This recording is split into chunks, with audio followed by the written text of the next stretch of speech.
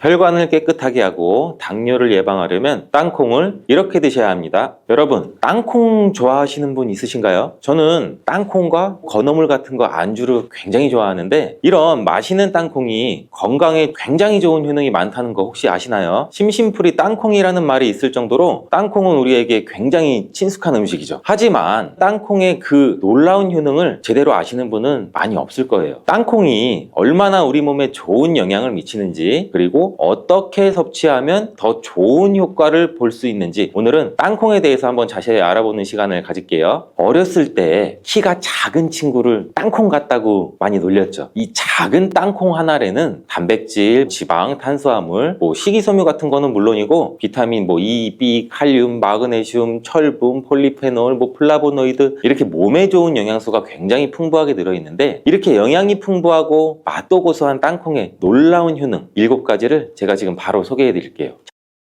첫 번째는 땅콩의 놀라운 효능, 심혈관 질환 개선이에요. 이 미국의 심장학회에서는 땅콩을 추천 음식으로 소개한 거 알고 계시나요 혹시? 땅콩의 크기는 굉장히 작고 땅콩 안에 들어있는 영양소는 굉장히 많아요. 땅콩 안에는 불포화 지방산을 굉장히 많이 함유하고 있는데 특히 땅콩에 함유된 이 모노불포화 지방산과 다불포화 지방산이라는 게 있어요. 나쁜 콜레스테롤인 LDL 수치를 낮춰주고 좋은 콜레스테롤인 HDL 수치를 높이는 데 도움이 돼요. 또한 땅콩에 함유된 이 단일 불포화 지방산이라는 거는 우리 몸에 있는 콜레스테롤 수치를 낮추는 데도 도움을 주고 혈중 콜레스테롤 수치가 낮아져서 또 심장 건강을 지키는 데도 매우 이로운 작용도 같이 하죠. 또 이러한 땅콩에는 불포화 지방산도 풍부하고 비타민 E가 풍부하게 들어있어서 혈액 순환도 돕고 심혈관 건강에도 굉장히 좋은 영향을 미칠 수가 있어요. 또 이 땅콩에는 마그네슘이나 칼륨, 식이섬유와 같은 이 심혈관 건강에 좋은 영양소를 함유하고 있어서 혈압 조절에도 굉장히 도움을 줄 수 있고 혈관도 건강하게 유지할 수 있게 도움을 준다는 것도 꼭 한번 기억해 주세요. 땅콩의 놀라운 효능 두 번째, 뇌 건강에 도움을 주는 거예요. 땅콩에는 레시틴과 비타민 E가 들어있는데 이 성분은 뇌세포를 보호하고 뇌의 건강을 유지하는 데 굉장히 중요한 역할을 하죠. 특히 이러한 땅콩은 우리 기억력과 집중력 향상에도 도움을 줄 수 있어서 중년층과 노년층한테 매우 유익한 음식이라는 거, 그리고 땅콩이 함유된 비타민 E나 폴리페놀, 특히 그 레스베라트롤 같은 강력한 항산화 성분이 들어있는데 이는 우리 뇌 건강에 도움을 줘요. 이러한 항산화 작용은 뇌에서 발생할 수 있는 산화 스트레스도 줄여주고 신경세포도 보호하고 뇌 기능을 향상시키는 기능도 같이 해주거든요. 이러한 땅콩은 불포화 지방산, 특히 오메가3 같은 지방산을 포함하고도 있고 뇌 기능도 개선하고 치매와 같은 뇌질환도 예방할 수 있는데 불포화 지방산 같은 경우는 우리 뇌 세포막의 구성 성분으로 중요한 역할을 하고 뇌의 신경 전도 속도를 또 높여줘요. 그래서 기억력과 학습 능력도 향상시킬 수도 있습니다. 땅콩의 효능 굉장히 놀랍지 않나요? 아직까지는 놀라기는 이른데 이러한 땅콩의 효능 세 번째는 또 체중 관리에 도움을 줘요. 땅콩은 단백질과 식이섬유가 풍부해 조금만 먹어도 우리 몸의 포만감을 오래 유지시켜주기도 하는데 그래서인지 우리가 과식도 예방할 수가 있고 체중도 관리하는데 도움을 줄 수가 있죠. 그냥 땅콩도 좋지만 땅콩을 갈아 만든 땅콩 버터도 포만감을 오래 유지시켜줘서 과식을 방지하는 데는 굉장히 효과적이에요. 또 단백질과 지방이 풍부해서 에너지도 공급하는 데 일조를 하고 건강한 체중 관리도 도와줘요. 하지만 모든 음식은 과유불급, 근데 영양이 풍부한 땅콩은 칼로리가 많은 식품이에요. 그래서 하루에 10알이나 20알 정도 적정량을 섭취하는 것이 굉장히 중요하다는 거 기억해 주세요. 땅콩의 놀라운 효능 네 번째는 바로 당뇨 관리에 도움을 줄 수 있다입니다. 땅콩이 당뇨에 효능이 있다니 신기하시죠? 땅콩에는 불포화 지방이 굉장히 많이 들어있고 혈당 지수도 굉장히 낮아서 혈당을 천천히 올리는 효과가 있는데 그래서 당뇨병 환자들한테도 좋은 간식으로 평가가 되고 있죠. 땅콩에 포함된 이 섬유질과 단백질이 혈당을 또 안정적으로 유지하는 데 도움을 주는데 땅콩에 포함된 이러한 식이섬유 또한 혈당의 흡수를 더 늦추고 혈당 수치를 안정적으로 유지하는 데 도움을 줄 수 있다는 거예요. 뿐만 아니라 땅콩은 마그네슘과 비타민 B군이 들어있는데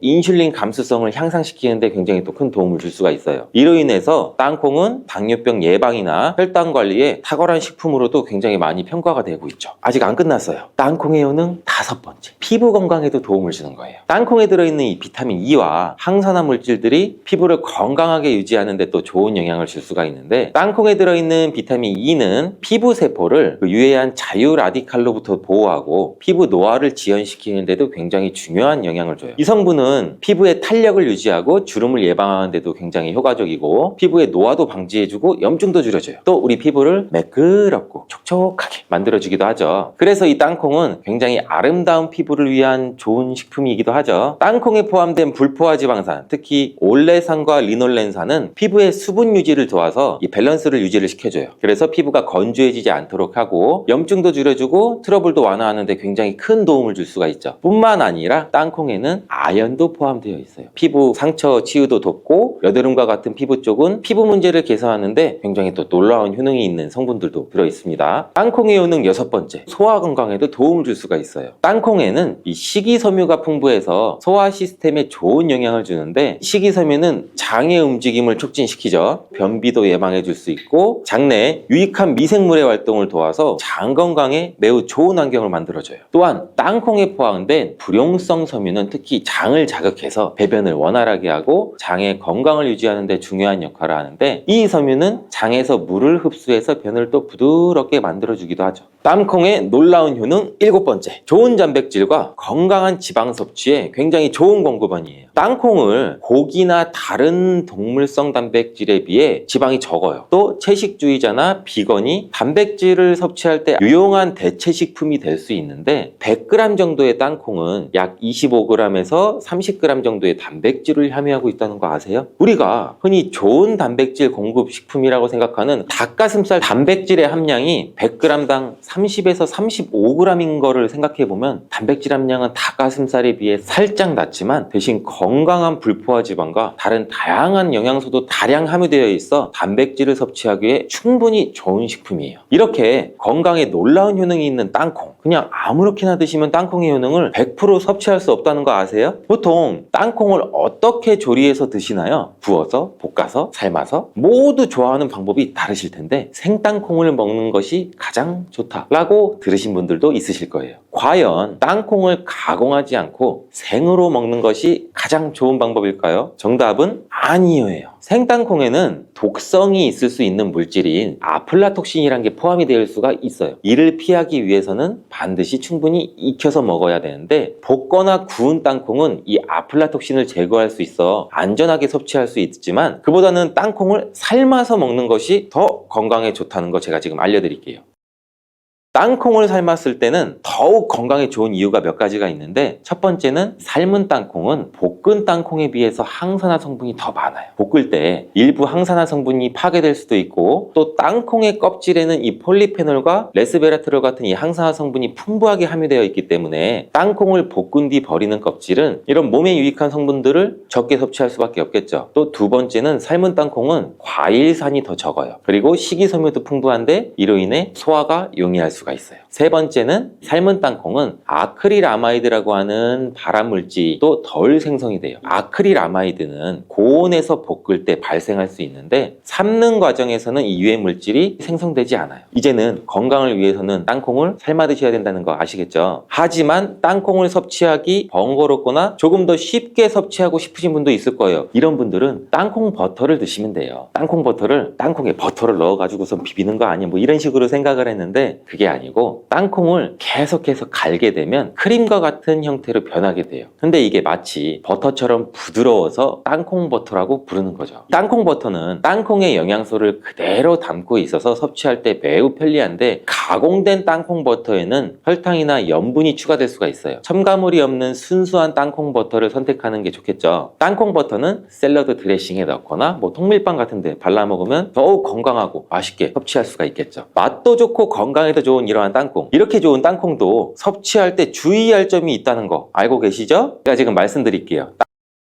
땅콩을 섭취할 때 주의할 점. 첫 번째는 알레르기예요. 땅콩에 알러지가 있으신 분들은 절대 땅콩을 드시면 안 되는데 땅콩은 알레르기를 일으킬 수 있는 또 대표적인 식품이기 때문에 본인이 알레르기가 있는 걸 인지하시는 분들이면 절대 피하셔야 되고 가벼우면 이러한 알러지 증상은 목이나 뭐 혀의 가려움, 발진 이런 게 일어날 수 있는데 이 알러지 증상이 심하신 분들은 호흡곤란, 혈압 저하나 아나필락시스 쇼크 같은 매우 심각한 반응도 일으킬 수 있어요. 알러지가 있으신 분들은 땅콩 땅콩 섭취를 꼭 중단하시고 땅콩이 들어갈 수 없는 환경에서 조리가 된 것인지는 꼭 확인하시는 게 중요한 포인트예요. 땅콩을 섭취할 때 유의사항 두 번째는 과다 섭취예요. 땅콩이 작아서 조금만 먹어도 손쉽게 우리는 과다 섭취를 할 수가 있는데 아무도 모르는 사이에 또 체중이 증가할 수가 있어요. 땅콩은 고칼로리 식품이기 때문인데 하루 권장 섭취량은 약 10알에서 한 20알 정도인데 이를 넘기지 않도록 주의해 주시고 적정량을 섭취하는 게 굉장히 중요해요. 자, 세 번째는 땅콩 섭취할 때는 염분과 설탕이 추가된 가공식품을 피하는 거예요. 땅콩이 몸에 좋다고 해서 시중에 판매되는 땅콩 버터나 땅콩 과자까지 다 좋은 건 아니에요. 땅콩의 겉면에 염분이나 설탕이 많이 포함된 제품이 시중에 보면 굉장히 많이 있는데 이러한 제품을 자주 섭취하면 혈압 상승이나 또 당뇨 유발 등의 문제가 발생할 수 있겠죠. 첨가물이 적은 제품을 선택하는 것이 좋고 땅콩 버터를 섭취할 때도 뒤에 성분표를 한번 보셔서 선택을 하시면 좋겠습니다. 맛으로 먹는 거면 상관없지만 건강을 위해서 땅콩 버터를 섭취하시는 것이라면 100% 땅콩으로만 만들어진 제품인지 살펴보시고 구매하는 게 도움이 됩니다. 땅콩 섭취 시 유의할 점 네 번째는 보관이 잘 된 땅콩을 섭취해야 되는 건데 땅콩이 건조된 식품이라고 생각해서 실온에 대충 던져놓고 보관하진 않으셨죠? 땅콩은 고지방 식품으로 지방산이 많이 포함되어 있어서 산패되기가 쉬워요. 산패된 지방은 인체에 해로운 물질인 과산화지질을 생성할 수가 있고 조직 손상도 일으킬 수 있고 세포 손상도 일으킬 수가 있겠죠. 이러한 땅콩은 보관 상태가 부적절해지면 또 곰팡이도 자주 발생하는데 이 곰팡이는 아플라톡신이라는 독소를 만들어요. 이 독소는 강력한 또 발암 물질로 알려져 있고 장기적으로 섭취할 때 우리 간에 또 손상을 주겠죠. 그래서 굉장히 위험한 물질이기도 하고 땅콩을 보관할 때는 통풍이 잘 되고 건조한 장소에 보관해야 되며 곰팡이가 발생한 땅콩은 절대 섭취해서는 안 됩니다.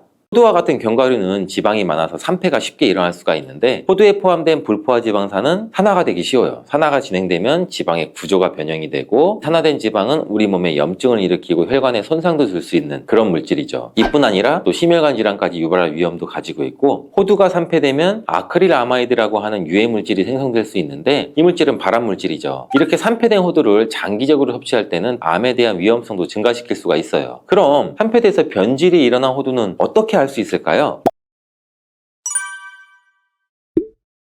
고소한 호두 좋아하시는 분들 굉장히 많으시죠. 호두는 그 자체로도 훌륭한 간식이지만 저는 달달하게 졸여진 호두 강정이나 제과점에서 파는 호두 과일을 커피랑 먹는 것을 좋아하는데 이렇게 맛도 좋고 건강에 이롭다고 잘 알려진 호두 그냥 막연하게 몸에 좋다고만 알고 있지 않으세요? 호두는 견과류의 일종으로 기원전 7000년 전 고대 인류가 친숙하게 섭취해온 식품이라고 해요. 인류가 이렇게 오래전부터 호두를 섭취해왔다니 아주 옛날부터 인류에게 많은 영양소를 적용해준 식품이에요. 호두에는 단백질이나 비타민이나 미네랄 등 여러 가지 영양소가 풍부하게 들어있는데 이렇게 풍부한 영양소가 함유된 호두 가주는 우리 몸에 이로운 점 바로 알려드릴게요.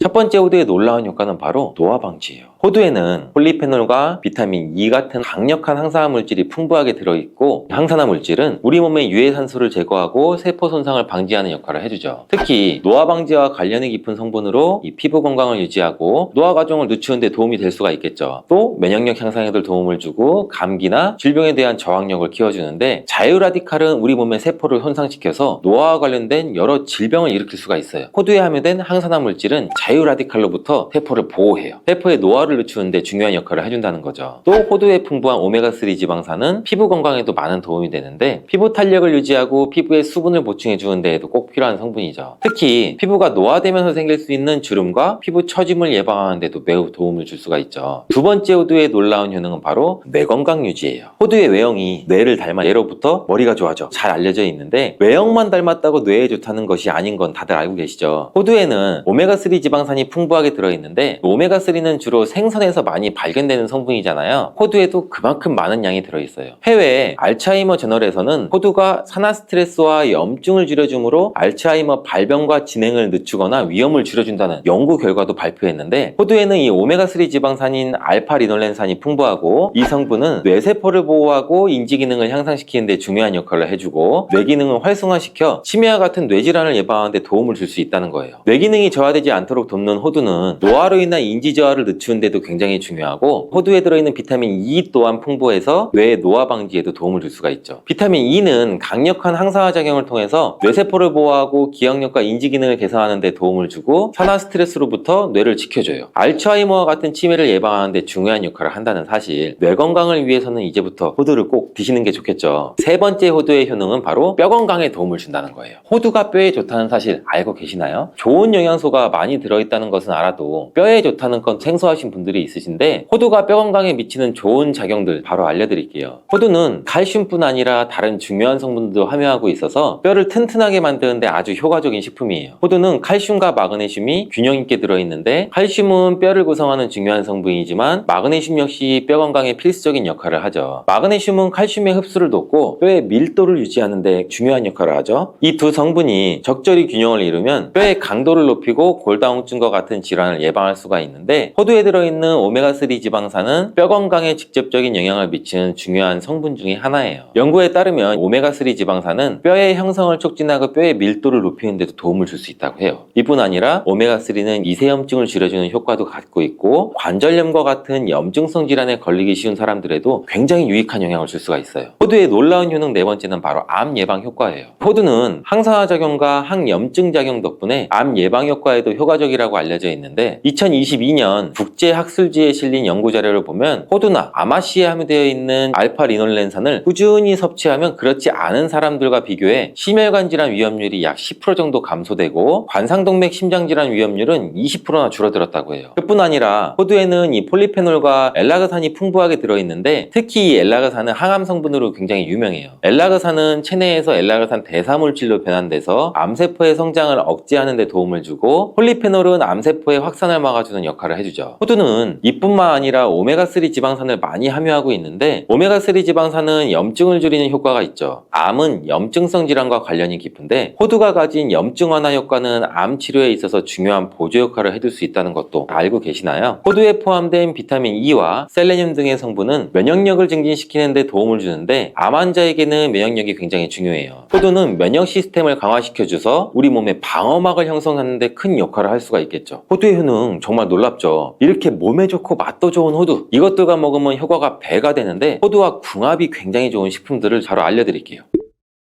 첫 번째는 요거트예요. 요즘 들어 그릭 요거트나 프로바이오틱스 같은 단어들 접해보셨잖아요. 요거트에는 단백질, 칼슘, 프로바이오틱스 등의 영양소가 풍부하게 함유되어 있는데, 호두에는 건강한 지방, 단백질, 식이섬유, 비타민, 미네랄 등등이 풍부하죠. 두 가지를 함께 섭취하면 영양소 조합을 통해서 다양한 영양소를 한 번에 섭취할 수 있어요. 요거트에 함유된 프로바이오틱스는 우리 장내에 유익한 세균을 증식시키고 장 건강을 촉진하는 데도 도움을 줄 수가 있겠죠. 또 호두의 지방은 프로바이오틱스의 효능을 더욱 향상시켜 장 건강에 도움을 주고, 오메가3 지방산과 같은 건강한 지방산을 요거트와 함께 섭취하면 호두의 지방이 소화와 흡수를 도와서 영양소의 흡수를 향상시킬 수 있다는 것도 꼭 잊지 말아주세요. 그리고 영양분뿐만 아니라 호두의 고소와 크리미한 식감과 요거트의 부드럽고 상큼한 맛은 잘 어울려요. 함께 섭취하시면 맛과 식감의 조화를 즐길 수가 있죠. 그러니 이제부터 요거트를 드실 때 호두와 함께 드시는 것도 추천드릴게요. 두 번째 호두와 환상의 궁합의 음식은 바로 바나나예요. 바나나는 호두와 함께 섭취하면 영양소의 균형을 맞출 수 있다는 사실 알고 계신가요? 바나나는 탄수화물과 천연당과 풍부한 식이섬유를 함유하고 있다고 잘 알려져 있는데, 뿐만 아니라 바나나의 당은 호두 대비 신체에 더 빠르게 에너지를 공급해준다고 해요. 호두에는 건강한 지방과 단백질이 풍부하게 함유가 되어 있다는 거 이제 잘 알고 계시잖아요. 이 성분들은 신체의 에너지를 지속적으로 유지하는 데 도움을 줘요. 그래서 바나나와 호두 이 두 가지를 함께 섭취하면 서로 보완적인 영양소를 한 번에 섭취할 수 있고, 영양소의 흡수 또한 더 쉽고 오랫동안 지속이 되도록 도와준다는 거죠. 영양뿐 아니라 호두의 식감과 바나나의 부드럽고 달콤한 맛은 잘 어우러지는데, 함께 갈아서 스무디로 한번 섭취해보세요. 달달한 바나나의 맛과 호두의 고소한 향이 의외로 조화로워서 맛과 식감, 영양소까지 한 번에 즐길 수가 있어요. 이렇게 고소하고 맛도 좋고 몸에도 정말 좋은 호두, 그렇다고 해서 너무 과하게 섭취해도 안 좋다는 사실, 호두는 건강에 매우 좋은 식품이지만 모든 식품들이 그러하듯이 호두도 적정량을 섭취해야 되는데, 과연 하루에 얼마나 먹어야 되는지, 몸에 좋은 호두를 잘못된 방법으로 섭취하면 몸에 치명적인 독이 될 수 있다는 사실, 호두 섭취 시 주의할 점을 제가 바로 알려드릴게요.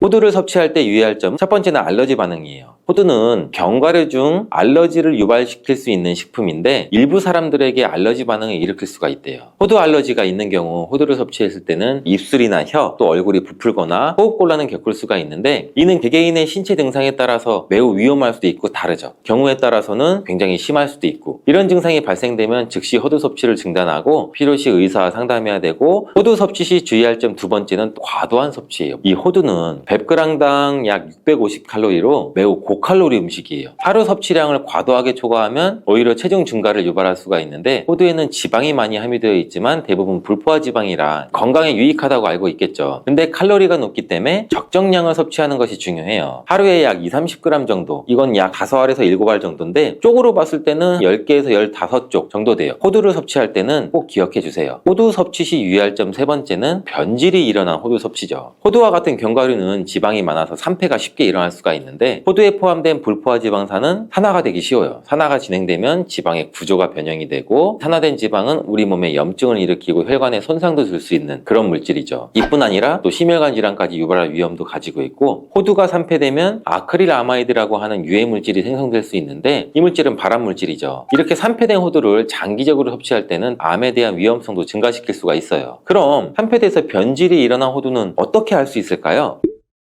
이러한 호두를 구분하는 방법은 먼저 색상을 보는 거예요. 신선한 호두는 갈색이나 황금빛을 띠는데 산패된 호두는 색이 어둡게 변하고 부패한 느낌이 들어요. 또 산패된 호두는 비린내나 신내가 날 수 있고 신선한 호두는 자연스러운 고소한 향이 나요. 또한 맛도 다른데 신선한 호두는 말 그대로 고소한 맛인 반면 산패된 호두는 씁쓸하거나 오래된 기름향이 나죠. 썩은 것 같이 불쾌한 맛이 날 수가 있겠죠. 신선한 호두를 골랐다면 산패되지 않게 보관 방법도 중요한데 호두는 잘못 보관하면 쉽게 산패되기 때문에 주의가 필요해요. 호두는 원래의 껍질을 유지하는 것이 좋은데 껍질을 벗기지 않고 보관하면 외부에서의 영향이 미치는 걸 줄일 수가 있어 오랫동안 신선하게 유지가 되는데 하지만 호두를 먹을 때마다 까야 되는 이 번거로움이 있잖아요. 이미 까진 호두를 많이 구입하시잖아요. 이런 호두는 공기와 빛에 노출되면 산패가 촉진되기 때문에 공기와의 접촉을 최소화해서 밀봉할 수 있는 용기에 담아 보관하거나 진공이나 밀봉팩을 사용하는 것이 좋아요. 호두는 온도와 습도에 민감해서 서늘한 냉장고에 보관하는 것이 가장 좋고 이미 껍질을 벗긴 호두는 쉽게 산패할 수 있으니 냉장 보관 필수적이라는 거 잊지 마세요. 시금치 속 철분을 토마토처럼 비타민C가 풍부한 음식과 먹으면 좋다고 해서 빈혈이나 당뇨가 있으신 분들이 함께 많이 드시는 경우도 있는데 신장이 약하신 분들한테는 특히 좋지 않은 궁합이에요. 왜냐면 바로 시금치 속에 옥살산이라는 성분 때문인데 옥살산이 혈액 속 칼슘과 만나게 되면 작고 뾰족한 결정 모양으로 체내에 쌓여서 결석을 만들게 되죠. 그렇게 되면 근육통과 근육 경련뿐 아니라 심하면 신장 결석까지 유발시킬 수가 있어요. 또한 시금치의 성분이 토마토의 라이코펜 흡수를 방해하는 작용도 일어날 수가 있어요. 토마토가 슈퍼푸드로 손꼽히는 이유가 바로 이 라이코펜 성분이기 때문인데요. 이 라이코펜은 강력한 항산화 물질이에요. 몸속의 산화 스트레스와 염증도 줄여주고 암을 예방하는 놀라운 성분이죠. 또 라이코펜은 폐암, 전립선암, 유방암과 결장암 등 다양한 암의 예방에 엄청난 효과가 있다고 해요. 혈관은 건강하게 해주고 동맥경화와 심혈관 질환의 예방에 탁월하죠. 하이오즈 주립대학의 연구에 따르면 토마토를 시금치와 함께 드시면 이 기적의 성분인 라이코펜 흡수율이 무려 50%나 감소가 된다고 해요. 토마토와 시금치를 함께 드시면 안 되겠죠. 토마토를 드실 때 숙성되지 않은 초록색 토마토는 주의하시길 바래요. 숙성되지 않은 덜 익은 토마토에는 솔라닌이라고 하는 독성 물질을 함유하고 있는데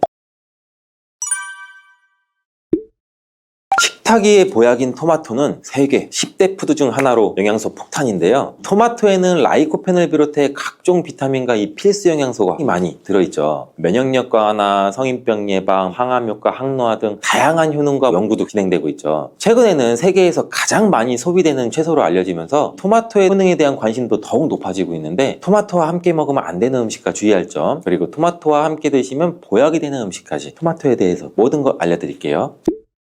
철분과 비타민이 많아 요즘 들어 특히 주목받고 있는 채소가 시금치인데 시금치는 토마토와 상극으로 함께 드시면 안 돼요. 시금치 속 철분을 토마토처럼 비타민C가 풍부한 음식과 먹으면 좋다고 해서 빈혈이나 당뇨가 있으신 분들이 함께 많이 드시는 경우도 있는데 신장이 약하신 분들한테는 특히 좋지 않은 궁합이에요. 왜냐면 바로 시금치 속에 옥살산이라는 성분 때문인데 옥살산이 혈액 속 칼슘과 만나게 되면 작고 뾰족한 결정 모양으로 체내에 쌓여서 결석을 만들게 되죠. 그렇게 되면 근육통과 근육 경련뿐 아니라 심하면 신장 결석까지 유발시킬 수가 있어요. 또한 시금치의 성분이 토마토의 라이코펜 흡수를 방해하는 작용도 일어날 수가 있어요. 토마토가 슈퍼푸드로 손꼽히는 이유가 바로 이 라이코펜 성분이기 때문인데요. 이 라이코펜은 강력한 항산화 물질이에요. 몸속의 산화 스트레스와 염증도 줄여주고 암을 예방하는 놀라운 성분이죠. 또 라이코펜은 폐암, 전립선암, 유방암과 결장암 등 다양한 암의 예방에 엄청난 효과가 있다고 해요. 혈관은 건강하게 해주고 동맥경화와 심혈관 질환의 예방에 탁월하죠. 하이오즈 주립대학의 연구에 따르면 토마토를 시금치와 함께 드시면 이 기적의 성분인 라이코펜 흡수율이 무려 50%나 감소가 된다고 해요. 토마토와 시금치를 함께 드시면 안 되겠죠. 토마토를 드실 때 숙성되지 않은 초록색 토마토는 주의하시길 바래요. 숙성되지 않은 덜 익은 토마토에는 솔라닌이라고 하는 독성 물질을 함유하고 있는데, 솔라닌은 이 식물이 해충이나 질병으로부터 스스로를 보호하기 위해 생성되는 자연 방어 물질이에요. 감자에 싹에 들어있는 독성 물질이죠. 이 솔라닌을 섭취하게 되면 복통이나 구토, 현기증, 두통, 심하면 마비까지 올 수 있는 증상이 나타날 수가 있으니 주의하시길 바라고, 토마토 요리를 할 때 한 가지 주의할 점은 단맛을 좋아하시는 분들이 간혹 설탕을 첨가해 드시는데 제발 이 설탕만을 피해 주시길 바래요. 설탕은 토마토의 영양 성분을 파괴하기 때문에 건강을 위해 두신 토마토가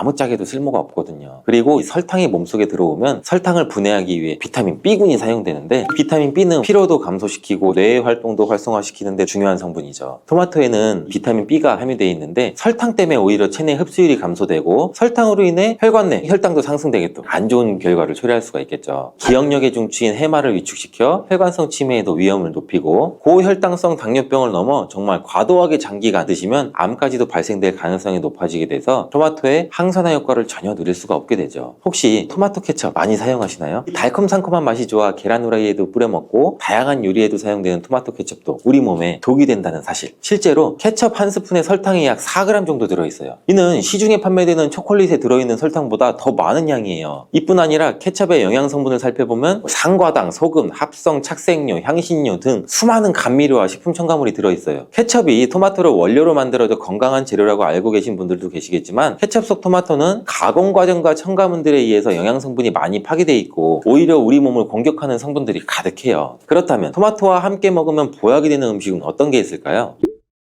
토마토는 비타민, 베타카로틴, 라이코펜, 무기질 등 영양 성분이 굉장히 풍부해요. 한 가지 부족한 영양 성분은 단백질이에요. 양질의 단백질과 함께 드시게 되면 거의 완벽한 영양 성분을 우리 몸에 보충할 수 있는데, 그 중에서도 특히 추천드리는 것은 고기예요. 50대 이후 나이가 들수록 꼭 고기를 챙겨 드셔야 하는 가장 큰 이유는 단백질인데, 단백질은 우리 몸의 중요한 구성 성분으로 세포와 근육의 주 재료라서 만약 단백질 섭취가 부족하면 잇몸도 약해지고 치아도 빠지기도 하고 머리카락도 얇아져 탈모가 오기도 하고 면역세포를 충분히 만들어내지 못하게 돼요. 물론 콩과 두부도 훌륭한 단백질 공급원이지만 식물성 단백질은 필수 아미노산의 종류나 양이 충분하지 않을 수가 있어요. 반면 동물성 단백질은 식물성 단백질보다 우리 몸에 흡수가 잘 되기 때문에 나이가 들수록 반드시 조금이라도 챙겨 드셔야 돼요. 또한 단백질은 행복 호르몬으로 알려진 세로토닌의 원료로 우울증을 예방하는 효과도 있어요. 특히 돼지고기 속에 풍부한 비타민 B1은 뇌 기능을 활성화해서 치매를 예방해 주기도 해요. 이렇게 좋은 고기를 섭취할 때도 한 가지 문제가 있는데,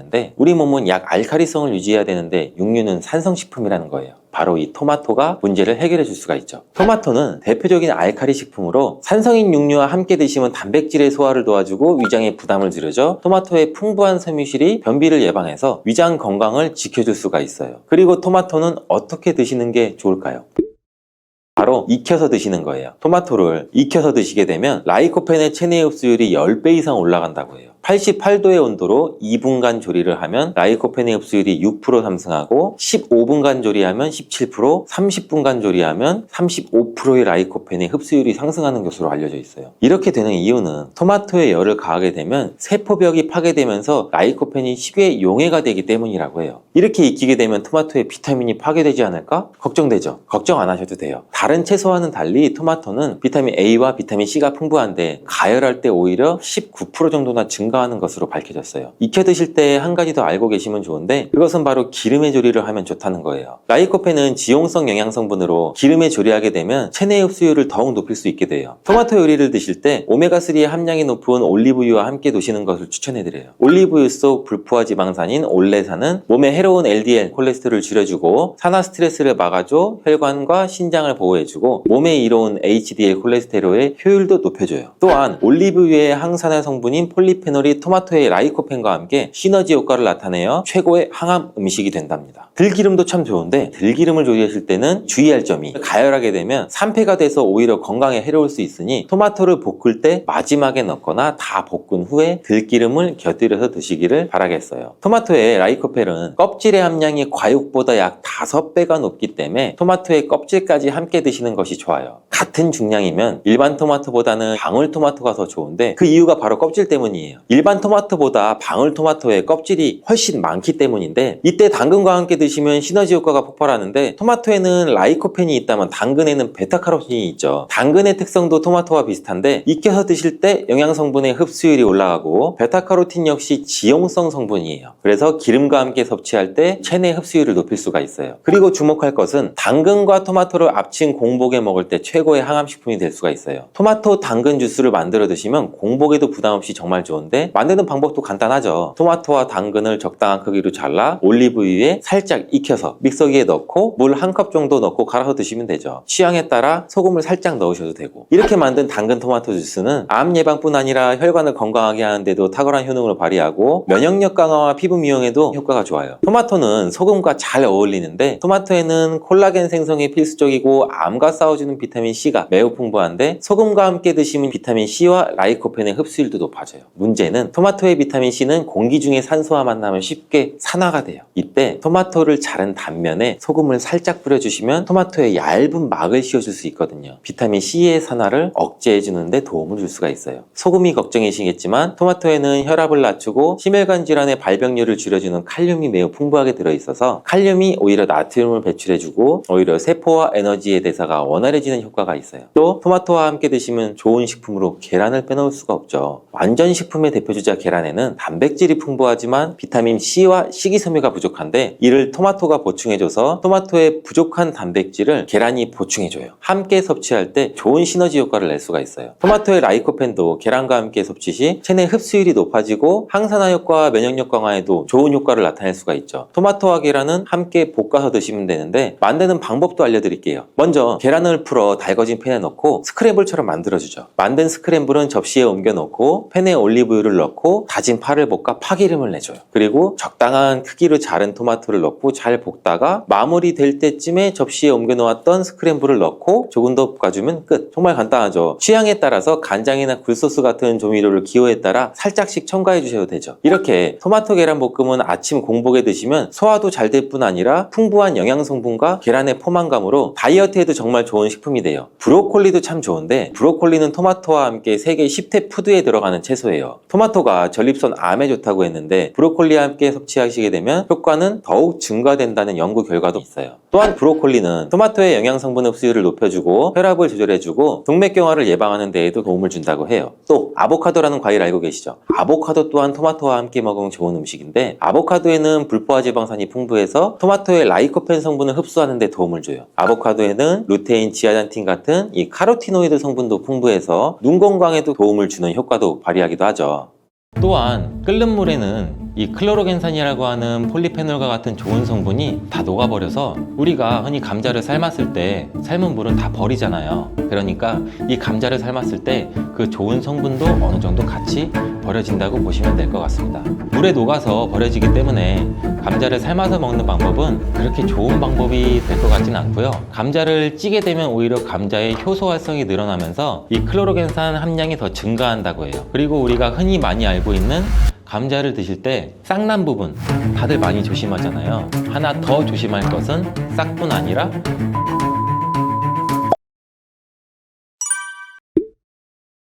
삶아 먹고 데쳐 먹고 쪄 먹고 볶아 먹고 전으로 부쳐 먹고 정말 다양하게 먹는 채소가 바로 감자인데요. 건강에 좋은 감자도 잘 알고 드셔야겠죠. 먼저 감자를 드실 때 어떤 거와 함께 먹으면 안 되고 주의해야 될 점은 무엇이 있을까요? 감자는 바나나와 함께 드시면 안 됩니다. 그 이유를 한번 알아볼까요? 바나나는 칼륨과 다양한 영양성분 그리고 식이섬유가 풍부해 에너지 공급과 다이어트에 좋기로 소문났는데요. 감자와 절대 함께 먹으면 안 된다니 정말 생각도 못하지 않나요?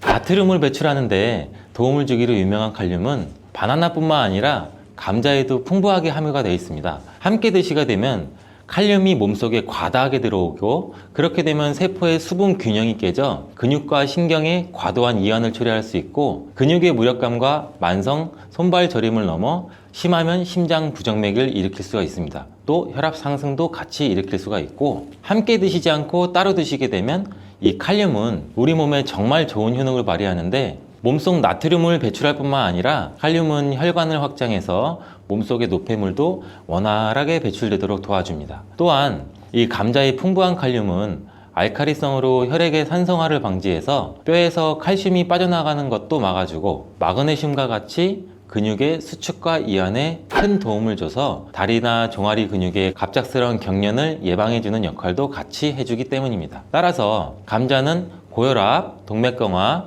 뇌졸중, 이러한 심혈관 질환뿐만 아니라 뼈와 근육의 건강에도 많은 도움을 주기 때문에 정말 다양하게 조리해서 맛있게 드실 수가 있습니다. 근데 여기서 우리가 조리할 때 주의할 점도 있어요. 바로 감자전이나 감자튀김은 우리 몸에 독이 될 수 있다는 것입니다. 감자튀김이나 감자전 굉장히 맛있죠.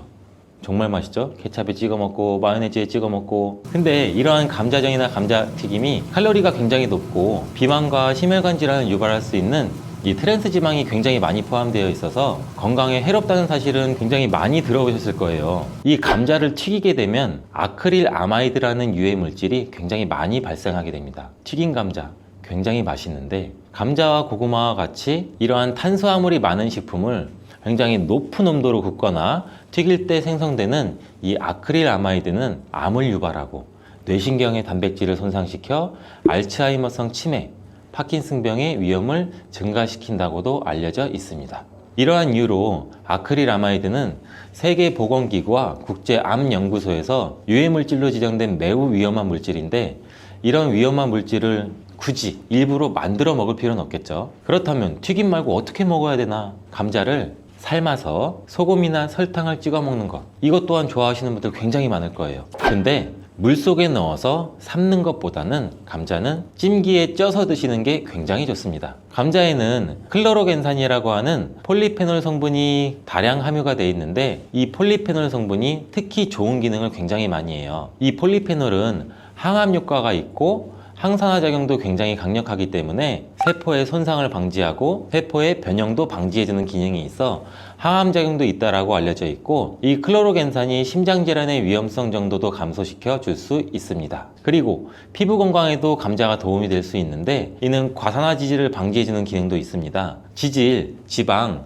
기름이 과산화되는 것을 방지하기 때문에 특히 피부주름, 피부 노화, 여러분들 굉장히 많이 심각하게 생각하시고 계시잖아요. 우리 주름만 없어도 피부가 노화가 안 돼도 이 탱탱한 살도 유지할 수 있을 텐데, 이거를 막아주는데 감자의 클로로겐산이 굉장히 많은 도움이 될 수가 있습니다. 그리고 다이어트에도 도움이 될 수가 있는데, 이 체지방을 분해해주는 효과도 있습니다. 이 클로로겐산이 지방을 분해하기 때문에 비만 방지와 다이어트에 도움이 될 수가 있고, 또한 혈당 관리에도 도움이 될 수가 있습니다. 혈당이 급격하게 올라가는 것을 이 클로로겐산이 막아주는 기능이 있기 때문에 당뇨 예방과 혈당 관리에도 도움이 될 수가 있습니다. 근데 이 클로로겐산이 감자의 속살에 있는 게 아니고 감자의 껍질에 많이 들어가 있는데요. 이 감자 껍질 1g당 클로로겐산이 1mg이 들어가 있습니다. 따라서 우리가 감자를 드실 때 감자 껍질을 잘 닦아서 감자 껍질도 같이 함께 드시는 게 더욱 좋습니다. 감자를 조리할 때 클로로겐산의 함량이 변화가 될 수도 있는데, 이는 생감자 껍질 1g에 아까 클로로겐산 1mg이 들어가 있다고 제가 말씀드렸죠. 이게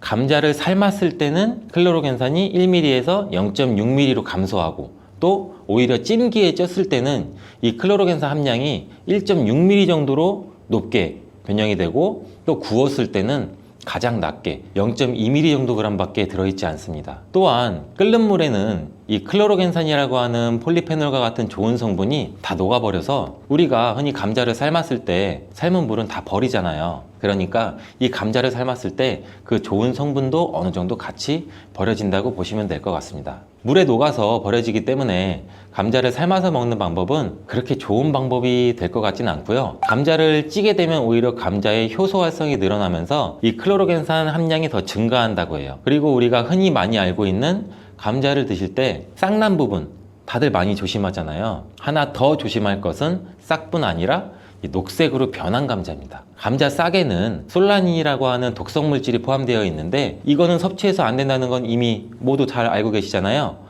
근데 감자가 녹색으로 변한 거 역시 솔라닌 함량이 증가했기 때문에 섭취하지 않는 것이 좋습니다. 솔라닌은 감자와 같은 가지과 생물이 이 스스로를 방어하기 위해서 생성하는 천연 살충제라고 보시면 돼요. 이 솔라닌은 독성이 굉장히 강해서 소량 섭취만으로도 이 두통이나 복통이나 구토, 식중독 증상과 같은 것을 유발할 수 있으며 과도한 섭취는 호흡곤란까지 초래해서 매우 위험할 수 있어요. 뜨거운 열로 조리해서 우리는 솔라닌을 제거할 거야, 이렇게 생각하시는 분들이 굉장히 많은데 이 솔라닌은 285도 이상으로 가열해야만 분해가 되므로 100도씨에 불러는 아무리 삶아도 이 솔라닌 독소는 없어지지 않습니다. 이러한 솔라닌은 햇빛에 노출될수록 솔라닌의 생성이 굉장히 빨라져 감자는 어두운 곳에 보관하고 싹이 난 감자뿐만 아니라 초록색으로 변한 감자도 반드시 패기 바랍니다. 여기서 감자를 보관할 때 간단한 팁을 알려드리면, 보관하실 때 감자를 사과와 함께 두시면 사과에서 발생하는 이 에틸렌 가스가 감자에 싹이 나는 것을 억제해줘서 감자를 더 오래 신선하게 보관할 수 있습니다. 자, 그럼 감자 요리를 할 때 버터에 굽고 치즈를 올려 드시면 맛있잖아요. 아, 벌써 군침이 도는데, 근데 이러한 버터랑 치즈가 문제가 될 수가 있어요. 그 맛으로만 본다면 감자와 치즈, 버터의 만남은 최고의 풍미를 자랑하는데 건강에는 최악이랍니다. 이 치즈와 버터를 감자 요리에 사용하게 되면 이 포화지방과 나트륨의 섭취를 증가시키게 돼서 심혈관 건강에 굉장히 안 좋은 영향을 끼칠 수가 있는데, 이 치즈와 감자를 함께 드시면 맛과 식감이 아주 좋지만 고지방의 치즈는 칼로리를 증가시킬 뿐 아니라 감자의 영양 성분도 같이 파괴할 수가 있습니다. 특히 이 치즈에 들어있는 포화지방은 나쁜 콜레스테롤, 즉 LDL 콜레스테롤 수치를 높일 수가 있으며 이는 심혈관 질환의 위험도 같이 증가시킵니다. 또한 치즈에 함유된 나트륨은 혈압 상승도 유발할 수 있고 혈압이 상승하게 되면 다양한 심혈관 질환 문제도 같이 발생하게 됩니다. 따라서 저지방 또는 무지방 치즈를 선택해서 같이 곁들여 드시길 바라겠습니다. 감자와 궁합이 잘 맞는 음식에는 무엇이 있을까요? 자, 삶은 감자를 먹다 보면 우리 목 막히잖아요. 이때 우유 드시는 분들 굉장히 많으시죠. 저도 어렸을 때 감자를 설탕에 찍어 먹거나 소금에 찍어 먹고 있으면 엄마 목말라! 엄마가 물을 안 줘요. 왜 물을 안 줘? 근데 그때 엄마는 우유를 주셨어요. 저희 부모님은. 어른들의 지혜가 굉장히 대단하다고 생각해요. 저는 이때 우유를 드시면은 아주 잘 선택한 거예요. 감자를 먹게 되면 좋은 이유 중 하나는 풍부한 단백질을 섭취할 수 있다는 건데, 감자가 탄수화물 덩어리로 알려져 있는데 실제로는 고품질의 단백질도 함유하고 있어요. 이 감자의 단백질은 우유와 계란에 이어서 흡수율이 굉장히 높으며 콩보다 우수한 단백질로 여러 군데에서 평가받고 있습니다. 하지만 감자에는 비타민 A, 칼슘, 지방이 부족한데 우유가 감자의 부족한 영양 성분을 완벽하게 보충해줘요. 반면에는 우유에는 비타민 C가 부족한데 감자의 비타민 C가 풍부해서 서로의 궁합이 쿵짝쿵짝 굉장히 잘 맞는 거죠. 감자를 우유와 함께 갈아 마시거나 따뜻한 감자 스프를 만들어 드시는 것도 매우 좋습니다. 감자를 껍질째 조리해서 우유와 함께 드시면 혈당 상승 걱정 없이 우리 몸에 에너지와 영양을 충분하게 공급할 수 있습니다. 다음으로는 감자와 궁합이 잘 맞는 음식에 식초가 있습니다. 감자와 식초와의 조합은 매우 생소하지 않아요? 처음 들어보셨죠? 근데 감자에는 각종 비타민이 정말 많이 들어있는데 그 중에서도 특히 비타민 C가 풍부하게 많이 들어있어요. 감자 한 개에는 비타민 C 우리가 섭취하는 하루 권장 섭취량의 30% 이상이 들어있는데 사과보다 무려 3배나 많은 양이에요. 감자의 비타민 C는 이 스트레스 해소랑 강력한 항산화 작용을 해서 우리 몸의 면역력도 같이 강화시켜 주는데, 이 비타민 C는 콜라겐 조직도 같이 강화해 피부를 탄력 있게 유지해주고 노화 방지에도 도움을 줍니다. 비타민 C가 열과 산에 약한 것은 굉장히 많이 알고 계시죠? 근데 놀라운 사실은 감자의 비타민 C는 감자 전분으로 인해서 마치 보호막처럼 삥 둘러싸여 있는 것처럼 열에 의한 손상이 적다는 거예요. 따라서 이 감자는 열에 익혀도 이 비타민 C가 많이 파괴되는 것을